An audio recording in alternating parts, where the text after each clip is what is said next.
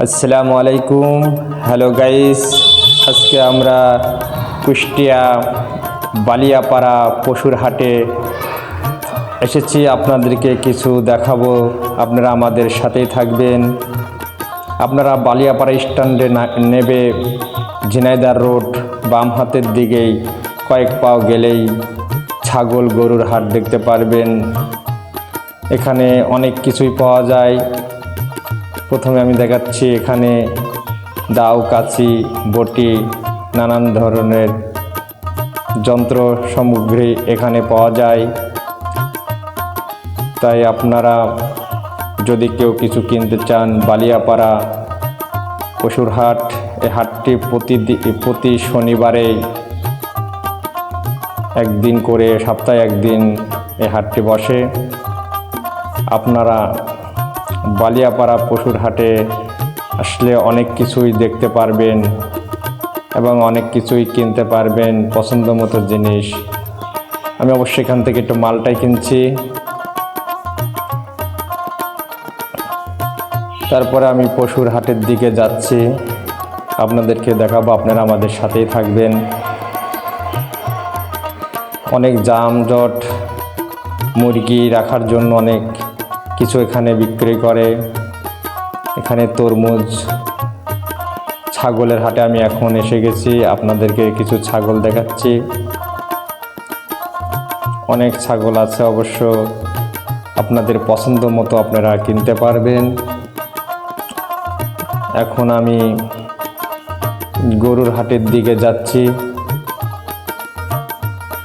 আপনাদেরকে আস্তে আস্তে দেখাচ্ছি, আপনারা আমাদের সাথেই থাকবেন। ছাগল বেচা কেনা কিছুটা কম গাইজ, আমরা দেখছি। এখন আপনাদেরকে গরুর হাট দেখাবো। দেখেন, পোষার মতো কিছু গরু এখানে বিক্রি করছে, গাভী গরু আছে।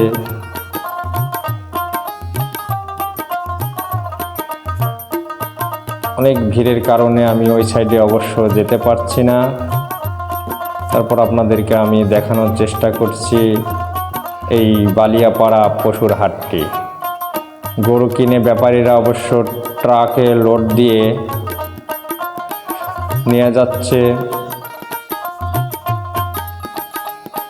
আমি অনেক দিকেই ঘুরে ঘাড়ে, এখানে অবশ্য কিছু ভেড়া উঠেছে।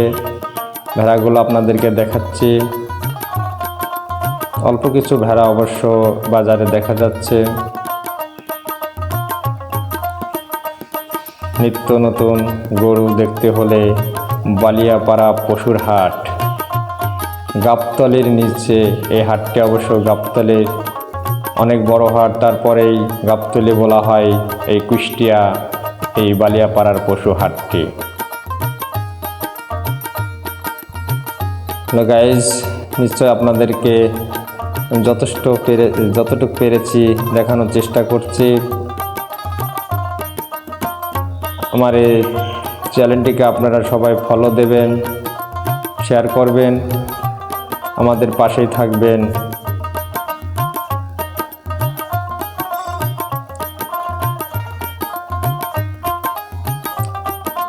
গাড়ি লোড দিয়ে অবশ্য গরু নিয়ে তারা রওনা দিচ্ছে ঢাকার উদ্দেশ্যে।